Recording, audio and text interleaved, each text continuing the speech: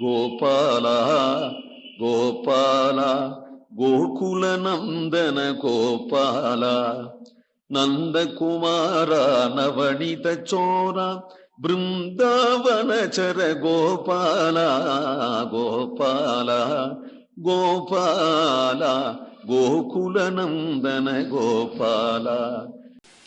அடுத்த 10 பாசுரம் ரொம்ப கடுமையான பாசுரம். பதம் பதம் வியாக்கியானம் பண்ணா நம்ம மனசுக்கு ரொம்ப வருத்தமா இருக்கு. வைராக்கியம் உண்டாகிறதுக்காக தான் அப்படி சொல்றார். பாகவதத்துல இது மாதிரி உண்டு. மரண தசையை வர்ணிக்கிற பாசுரங்களா இந்த 10 பாசுரம். மரண தசை எல்லாருக்கும் வரக்கூடியதுதானே, அதையே எடுத்து காட்டி சொல்லணும் அப்படின்னு கேட்டா வைராக்கியம் வர வேண்டாமா? இந்த உடம்பையே சதம்னு நினைச்சு கொண்டு இருக்கிறாளே, வைராக்கியம் வரணும். ஆத்மான அபிஜ்யம் அனுதாப லவோஜிதம் மாம் அப்படின்னார் சுவாமி வேதாந்த தேசிகர். கொஞ்சமாவது ஞானம் வேண்டாமா? இந்த உடம்பை சாஸ்வதம் நினைச்சுட்டு இருக்கிறாளே, ஞானம் வைராக்கியம் வந்துடுத்து அப்படின்னால் உடனே பெருமாளை நாடணும் அப்படிங்கிற புத்தி வரும். அந்த பெருமாளை நாடாதபடியே இருந்து மனித பிறவியை எடுத்து உலக வாழ்க்கையிலேயே உழன்று செத்து போயிட்டான். நஷ்டமானா போயிடுறது.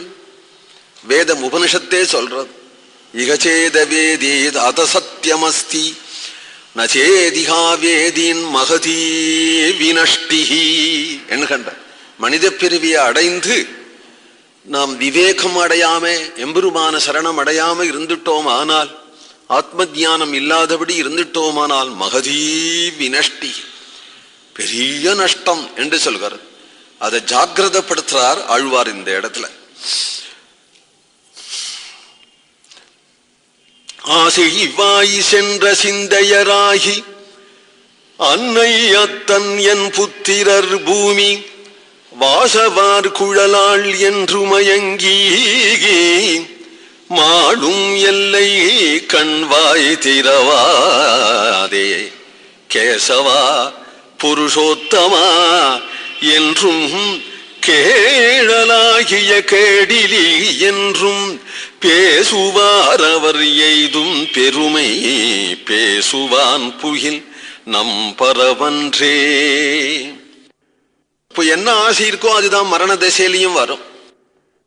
மானிடத்திலேயே ஆசை வச்ச ஜடபரம் பரதன் கடைசியில பிராணம் போகும்போது மான நினைச்சுதானே செத்தான். அது எல்லாருக்கும் உள்ள சட்டம் தானே. எம் எம் வாபி ஸ்மரன் பாவம் தியஜத்யம் தே கலேபரம் தம் தமே வேதி கவுந்தேயா சதா தத்பாவ பாவிதா. எல்லாம் சட்டம்னா சட்டத்தை விட்டு கொடுக்க முடியாது, மாற்ற முடியாது. கஷ்டம் பகவானை ஏற்படுத்தி விட்டு அதை மாற்ற முடியுமா? ஆசை வாய் சென்றே அந்திம காலத்துல இன்னைக்கு எதுல ஆசை இருக்கோ அதுதான்ப்பா உன் நனவுல வரும். இன்னைக்கு அப்பா அம்மா மனைவி மக்கள் என்கின்ற ஆசா பந்தங்கள்லயே மயங்கி அந்திம சுவாசம் போகும் பொழுது நமக்கு என்ன என்ன என்ன நனவு வரும்? ஒரு கால் அப்பன் இருக்கும் போதே போயிடுறதும் உண்டு, அம்மை இருக்கும் போதே போயிடுறதும் உண்டு. சில பேர்கள் அப்பா அம்மா போன பிறகு போனா பெரிய பாக்கியம். இது ரொம்ப தகாது. அப்பனும் அம்மையும் இருக்கும் பொழுது புள்ள போறது அப்படின்னு. அப்போ அவனுக்கு மனசுல ஒரு கஷ்டம், வயசான அப்பாவை விட்டு போறேனே, ஐயோ வயசான அம்மையை விட்டுட்டு போறேனே, என்ன பண்ணுவார்களோ, நான் இருந்தேன் சம்பாதிச்சு போட்டு இருந்தேன், இனிமே அவ என்ன பண்ணுவாளோ அப்படிங்கிற எண்ணம் தான் நெஞ்சில இருக்கும். இப்படி திரும்பினா எல்லாம் சின்ன சின்ன குழந்தைகள், ஐயோ இதுகளை விட்டுட்டு போறேனே, இனிமே யார் படிக்க வைப்பாளோ, எப்படி யார் காப்பாத்துவாளோ. இப்படி திரும்பினா மனைவி, அவள் அழுது நோக்கோன்னு இருக்கிறா. இந்த நிலைமையில மனசை ஈஸ்வரனிடத்துல வைக்கணும். வைக்க முடியுமா? சாதாரணமா இருக்கும் போதே ஈஸ்வரன் நமக்கு முக்கிய பந்து இல்லை,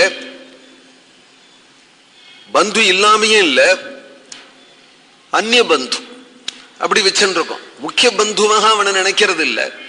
அந்திம காலத்துல அவன் நினைவு வருமோ?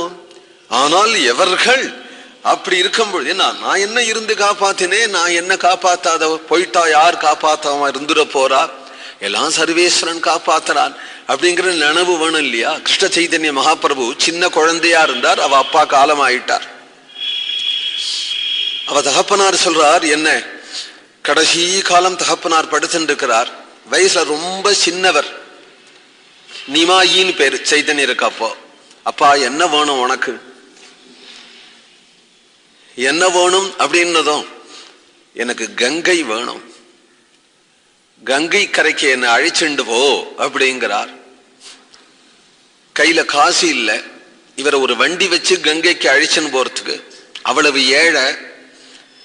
அதனால கௌராங்க தேவர் காலை பிடிச்சுண்டார், அம்மா தலைய பிடிச்சுண்டாள், கொண்டு கங்கை கரையில போட்டா. கொல்லபுரத்துலதான் கங்கை. கங்கை கரையில ஒரு துணியை போட்டு இவரை படுக்க வச்சதும் இவருக்கு பிராணன் போக போறது. பக்கத்துல அப்ப ஒத்தர் கிடையாது, அம்மாவும் பிள்ளையும் தான் உட்கார்ந்துக்கிறார். அவருக்கு மனைவியும் பிள்ளையும். இப்படி பார்த்தார். விஸ்வம்பரா என்று சொல்றார். விஸ்வம்பரன்னு தான் பேரு நிமாயிக்கு. ஏன் பான்னா, உன்னை கூப்பிடலடா, இப்படி ஒரு குழந்தை உலகமறியா பிள்ளையாக உன்னை விட்டுட்டு போறேனே அப்படின்னு நினைச்சேன். விஸ்வத்தையும் பறிக்கக்கூடிய எம்பெருமான் இருக்கிறான்னு தோணித்து விஸ்வத்துக்கும் படி அளக்கக்கூடிய அவனிடத்துல உன்னை ஒப்படைச்சேன் அப்படின்னு சொல்லிட்டு கண்ணை மூடினார். ராம் ராம் ராம் ராம்னு பகவான் திருவடியை அடைஞ்சுட்டார். அதுபோல அந்திம காலத்துல போகும் பொழுது நான் விட்டுட்டு போறேன், இதுகள்லாம் சந்தியில நிற்குமேன்னு தோணாம சர்வலோகேஸ்வரன் இருக்கிறான் காப்பாத்துவான் என்று தோணி ஆசா பாசங்களை நீக்கி அந்த கடைசி நிலை வரும் பொழுதும் கேசவா புருஷோத்தமா என்று அவனுடைய திருநாமங்களை சொல்லும்படியான பெருமை உடையவன் ஒருத்தன் இருப்பான ஆகில் அவனுடைய பெருமையை சொல்லுவதற்கு நம் பரம் அன்றே, நம்மால ஆகாதுன்னு. அப்படி ஒருவனுடைய பெருமையை சொல்லணுமானால் நம்மால ஆகாது, அவ்வளவு பெருமை உடையவன் என்று அர்த்தம். கோவிந்த நாம சங்கீர்த்தனம்.